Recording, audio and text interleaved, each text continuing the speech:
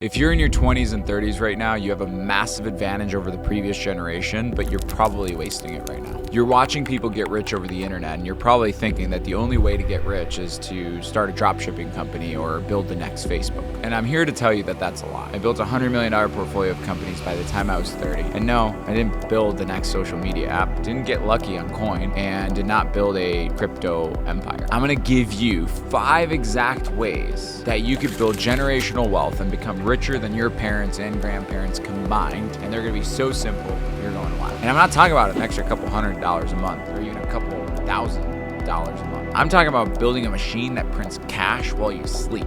Like, you probably can't even wrap your head around the type of money that could be built with the things that I'm about to show you. If you execute even one of these 5 things, your life will be completely different. I'm here to give it all away. Let's go. So way number 1 is literally start a boring business. Everyone wants to be a tech founder, a tech bro. Everybody wants to wear a suit and tie and go on Wall Street and do certain cool stuff. Nobody wants to power wash windows, suck out poop water at people's basements, and fix people's pipes. But the guy fixing the basement is making money on day 1, while the other guy that's trying to go on Wall Street is spending 10 years of their lives making money in hopes of eventually making it partner and getting a promotion one day. And the other guy that's trying to start the next Uber is spending decades of their lives trying to raise capital and being underpaid and undervalued and eating ramen until finally it hockey sticks. His kids want nothing to do with the business because they want to go become the investment bankers on Wall Street because that's what's sexy on Instagram. Your competition's the 60-year-old guy who's burnt out on pen and paper, doesn't know how to use technology, and guess what? His kids don't want to work in the family business because they want to go and become the next dropshipping Instagram millionaire. When I was in high school, I didn't learn how to code. I instead found a true problem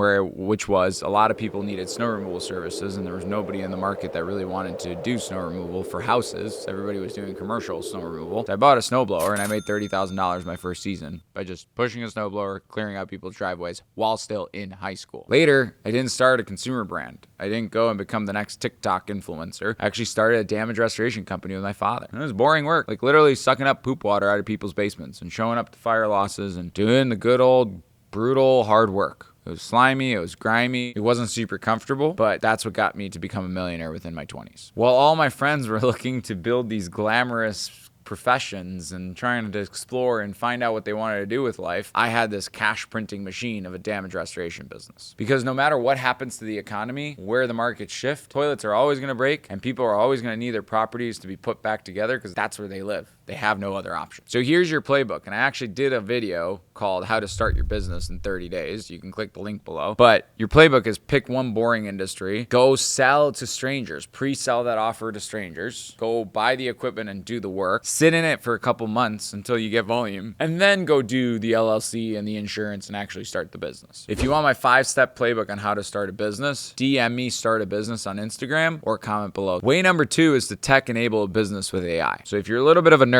this one's for you. Once you have a boring business or you work in a boring business, the biggest thing you're going to realize is that that business is not very scalable because you're limited by the amount of people to do the work and the amount of revenue per person and so on and so forth. And a lot of businesses and the trades are very old school. And to put it in perspective, valuations of these businesses actually show this. So a traditional plumbing company is worth at like 3 to 6 times profit, whereas a software company, for example, is worth 10 times revenue. So if you have a plumbing company that does $1 million of revenue, $300,000 of profit, it might be worth $1.8 million.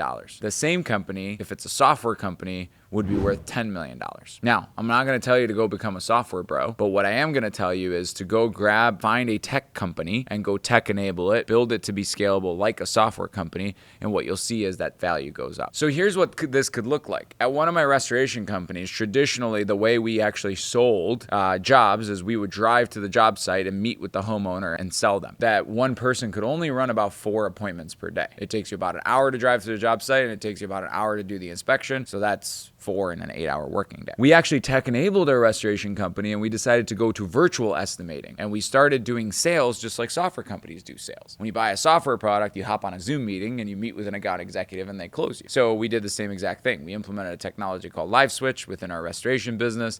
And now we have people that are remotely closing. And it was bananas. Now we can do 8 to 10 closes a day, whereas before we did 4. So we could produce a lot more revenue with that same person that's closing. And our customers freaking love love it because our promise now is don't wait an hour for the competitor to come by, meet with us in 60 seconds. So that's an example on how you can tech enable a part of your boring business. So if you're working in a boring business or you own a boring business and you've mastered step number 1, which is basically start the boring business, go to AI, find the most painful problem within your business and try to solve it somehow within tech. It will literally 10x the value of your business. Now, way number 3 to get rich as fuck in your 20s is to build an AI consulting agency. What if you don't want to deal with trucks and employees and any of that at all? Way number 3 has like 0 startup costs, super high margins, and is actually really awesome. And that is to start an AI consulting agency for these boring businesses. The smartphone came out in 2007. 19 years later, today, you and I would both agree that it's very silly to run a business without a smartphone. AI came out 4 years ago. I'm telling you, 2 to 3 years from now, it's gonna be very silly to run a business without AI. But the problem is, all these trades businesses are very old school, and AI adoption is the biggest risk. If you could understand how these trades businesses work and start up a consulting agency that just helps these trades businesses adopt AI, it is an incredible way to deliver massive value to your customers, these trades businesses, and an incredible way for you to make money. And the startup costs are literally 0. All you need is a $200 a month Claude account and some N8N, and then all you gotta do is go cold call a bunch of businesses and say, hey, I do AI and I'm here to help you. You can build an AI receptionist for a plumbing company and charge them $500 to $1,000 a month to do that. Why? Because I know that that plumbing company is losing 10 to 20 leads every single month, and that's worth tens of thousands of dollars a month for them. They already are doing the work to make the phone ring. They're dropping the ball because they're not answering the phone. In you come as a savior, building this AI voice agent that's going to answer all those calls before they get dropped, and you earn the right to charge a small percentage of that. So all you got to do is go find a small local business owner, find the biggest bottleneck within their business, tell them, hey, you'll solve it. Go to ChatGPT and say, hey, this business owner is struggling with XYZ. What are 3 ways I can solve it? Give me the best. Go back to the business owner and tell them, hey, I actually brainstormed a little bit and here's 3 ways I could help you. Which one do you think is best? Have the owner tell you which one it is and go ask ChatGPT how to build it and then go build it. It is literally that easy. You could build a multi-million-dollar AI consulting agency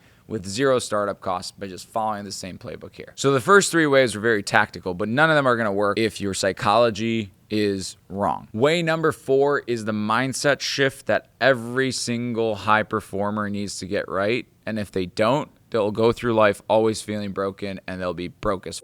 To build wealth and to win in everything, you're essentially going to go through a lot of losses. If you look at my life, I went through a decade of losses, from my snow removal business actually having failures, to selling door to door and getting no's, to losing millions of dollars. And then after those 10 to 15 years of losing, I became an overnight success. Human brains are wired for loss aversions. The pain of losing is like 10 times greater than the reward of winning. The pain of losing $100 is twice as strong as the reward of gaining $100. And this is what keeps you back from taking risks. I've lost millions of dollars on bad investments. I've made bets on people that have me over. I have lost $30,000 trying to learn how to day trade. And initially, those losses felt like personal failures. But then I look at the average American who spends hundreds of thousands of dollars going to university to learn from professors on how to build a business. And those professors, they've never even built a business in their lives. So you're just donating money to university and you're not really learning anything in return. So when I look at my losses, I'm like, well, I've actually learned stuff. And the way I look at it is my losses are actually really, really good tuition. Every single time I lose something, I learn.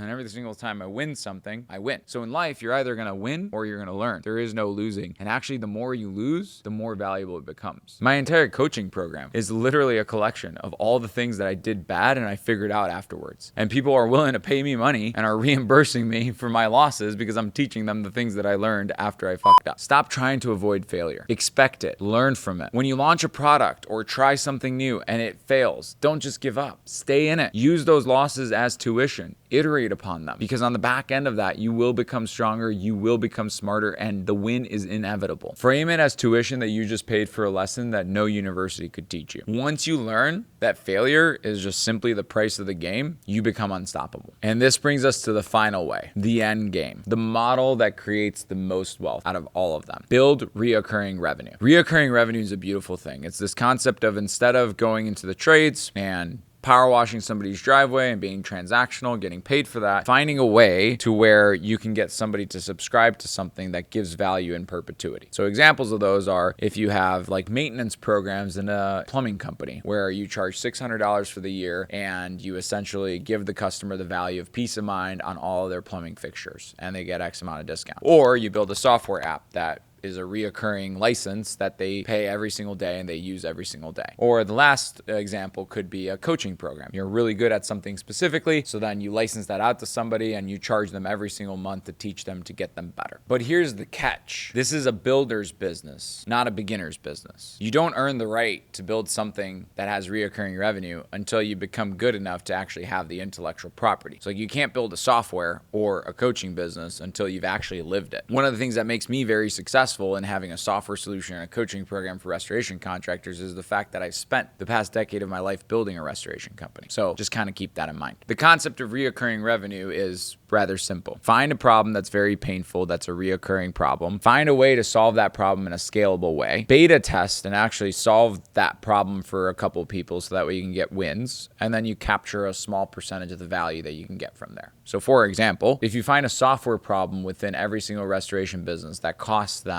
$30,000 every single month, and then you're able to solve it by building a software solution, and then you're able to capture $3,000 of the $30,000 a month that you made, and you convince them to pay you every single month for it, that's how you build reoccurring revenue. The same thing in coaching. If you know how to scale a plumbing company, go find 10 people who don't know how to scale plumbing companies and go tell them, hey, for 1% of your revenue, I'll help coach you up. And for every $100 you make, you give me $1. That's an example of reoccurring revenue. Your net worth in life is a small percentage of the value that you create. So if you can find a way to create massive value in the world and then get really good at capturing a small percentage of the value, you'll end up winning in the reoccurring revenue game. There is no single best business to start today. The right business is the one that you won't quit. It's the one that you'll go in for the next decade of your life and ruthlessly go attack until you become an overnight success. The reason people fail is because they pick the wrong method. They pick the wrong one of these 5 or they don't follow any of these 5. And then the last thing that I'll leave you with is that people who stay small, they spend all their time planning. People who end up building empires, they spend all their time executing.